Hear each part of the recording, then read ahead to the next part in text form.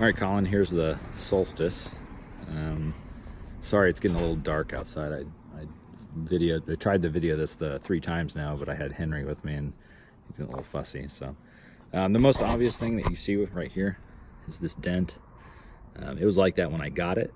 You can kind of see it's maybe 5 inches across. It's got some paint coming off as well. That's kind of the most obvious cosmetic flaw with it. You can kind of see in the big picture. Fortunately, it's on a portion of the hood where it kind of blends in with the curving. I mean, obviously it's not, it's noticeable, but it's not super noticeable from a distance. There's the car from the front.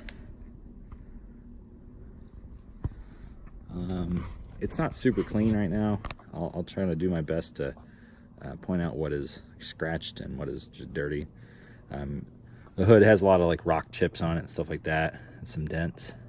I thought about replacing the entire hood because most of the damage on the front is just that hood. So I don't know, it wasn't worth it to me. May not be worth it to you. I like it because it's fun and fast. I'm not super concerned with how pretty it is. Here's another dent right there. Kind of see. Whoever had it before me, you can kind of tell like they weren't super good about maybe parking in areas where there are no other vehicles. Here's another thing. So the plastic wheel wells are starting to come loose. 12-year-old vehicle, so the plastic on it's going to start to kind of get worn out and cracked and things like that. Let's see. Here's the other kind of a big dent. There's unfortunately kind of a matching one on the other side. I don't know. Maybe the person that had it before me put it in a garage, and it's just whatever side of their other car that this was on in the garage, it just kind of opened their door into that.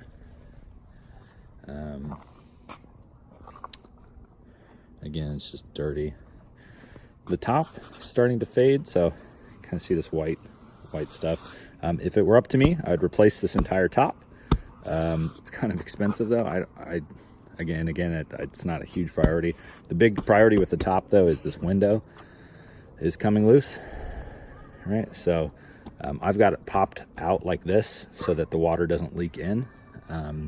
But if you are able to just clean up this adhesive here, and it comes off, and you can probably put some chemicals on there to get it off, and then just completely reseal it. There's adhesive tape that you can get at a car place, and reseal the window. Wouldn't be terribly hard. I just haven't done it because it doesn't rain a lot out here, so it's not like a huge pressing thing for me because no rain, no leaks. It's the benefits of Arizona, right? Let's see what else. Other than that window, the back of the car looks pretty good. There's no real complaints in the back of the car. Kind of see it's real low ground clearance. Dual exhaust. That is a trademark of the turbo model, the GXP, the dual exhaust. All of the non-turbo, I think, just have the single exhaust on this side, not the 2 exhausts. There's so GXP, and that's what makes it the turbo model. Got the little spoiler. I think that was an option. I've had 2 of these cars now. My other one didn't have the spoiler, but not much of a spoiler. This antenna, I think, is the OnStar GPS antenna. The OnStar is not hooked up. Matter of fact, I don't even know if it can be hooked up just because of the age of the OnStar system. Plus, I'll show you the inside. I've got something else going on. Here's another little nick. I'm just wiping off the water spots. Some water spots on it. But anyways, here's another little nick right there. Here's the that matching dent kind of on the other side I told you about, and then some scratches right here. This isn't so much dented as much as just scratched. Let's see, is there anything else? Again, you can kind of see whoever had it before me wasn't super careful. The door edge is a little nicked. I can't tell honestly if these might be paint chips where rocks have hit it and stuff like that. I don't really know. The whole thing could use a wax and a buff. I think it would go a long way to wax it and buff it. Some of the minor scratches and stuff you'd be able to get out if you did a wax and a buff. Yeah, again, here's some more fading on the top.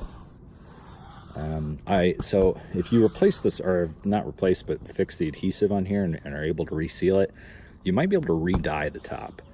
I don't know what that would look like. I don't know if you'd have to massage in some clothing dye or something, but you might be able to do that. This top is, on the GXP model, is insulated, sound and weather insulated, or rather heat insulated, whatever, hot cold. So it is the premium top.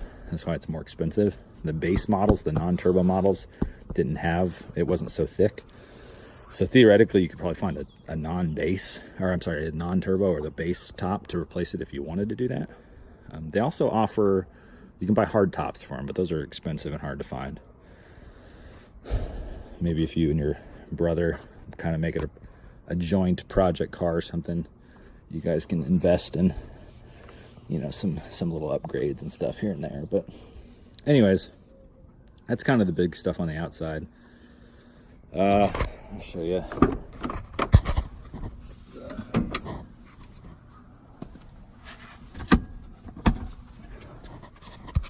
So the engine, the hood opens like Corvette style. It's real dirty under there, but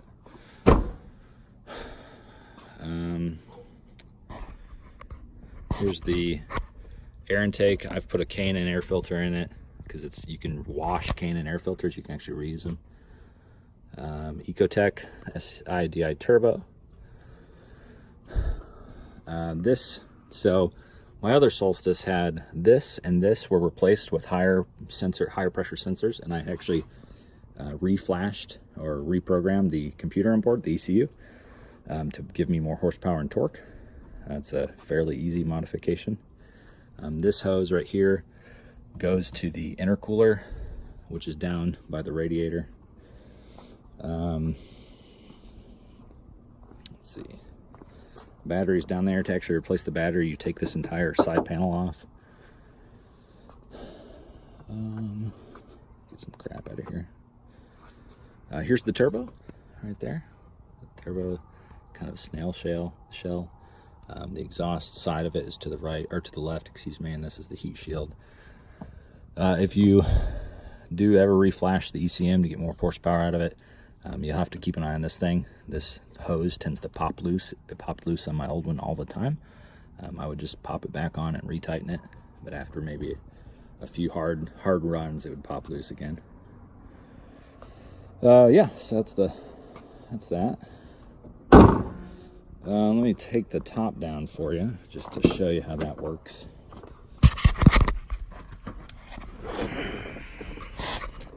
I don't have a key fob for it. I never came with a key fob. So there is a remote trunk pop on the key fob. You can always buy key fobs if you want. I haven't done it, but you see the two, I always call them wings or buttresses right here. Notice how they are right now. Maybe I can prop this up. Now, anyways, notice how they are right now. So if you come in here, open the glove box, and this is, by the way, all the iPod, iPhone hookup stuff for the aftermarket radio. There's a button. Oh, where's it at? Right there. You see it says trunk pop. So we push that. Okay. Push that. Now notice the little buttresses or the wings, whatever you want to call them, are popped up. You can lift this. There's the trunk. I do have some coolant in there. It doesn't really leak coolant. It was just low at one point, and I filled it up. I've never had issues with it again. But this is where the fuel tank is. Not much of a trunk. Maybe a room for a bag or two, backpack or two. But anyways, let's go ahead and lower the top.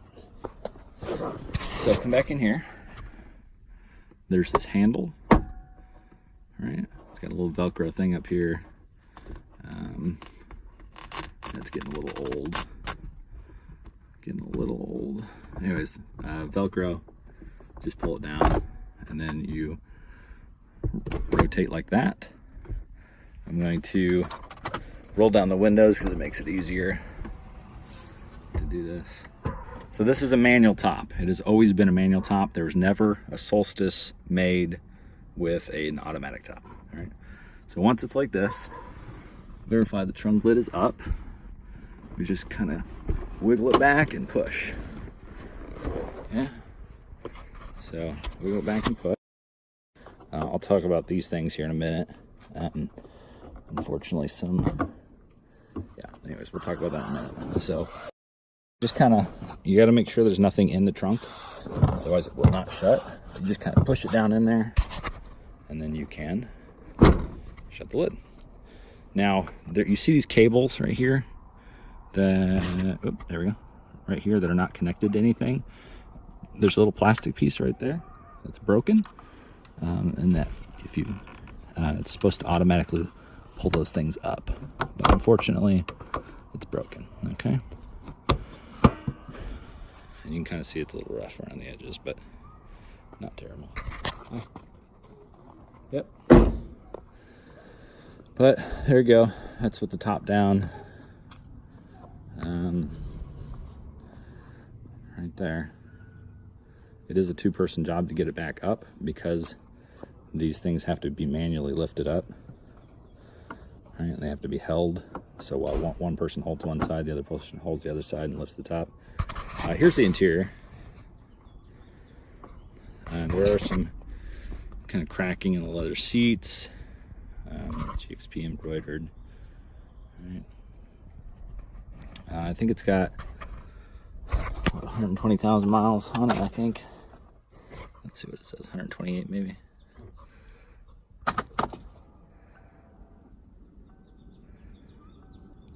Oh, it didn't tell me. Here,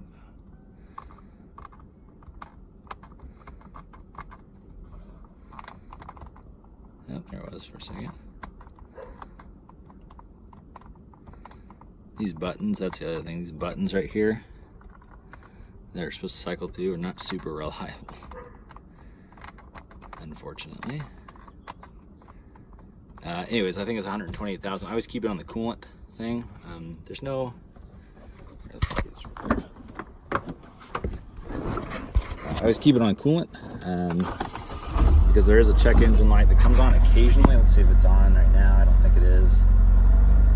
Yeah, so no check engine light right now, but the coolant, it never overheats. It never overheats, but the thermostat is stuck full open.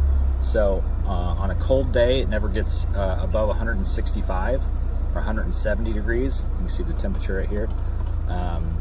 It's usually, it operates normally about 180 to 198. It's kind of where it normally operates. So if it doesn't get up to 180, 190, that check engine light will come on. But it is just a temperature low coolant is, I'm sorry, low temperature coolant is the engine code that it throws. Not a super vital thing because it's still within a good operating range, but it's just, and it's not overheating. If it were overheating, obviously that's a bad thing. Yeah. So this is an aftermarket CarPlay system. It's unfortunately started to delaminate the screen, so it looks like it's real dirty, but it's just kind of permanently like that. It is an Apple CarPlay system. I can't show you because if I plug it in, it'll stop the video. But yeah, Apple CarPlay system. And that's kind of it. So hopefully to give you guys an idea. If it's something you want to figure out, you can figure it out. In the meantime, I'm gonna, oh, and it is a manual. I'm gonna pull it into my garage here. So the video is gonna get dark.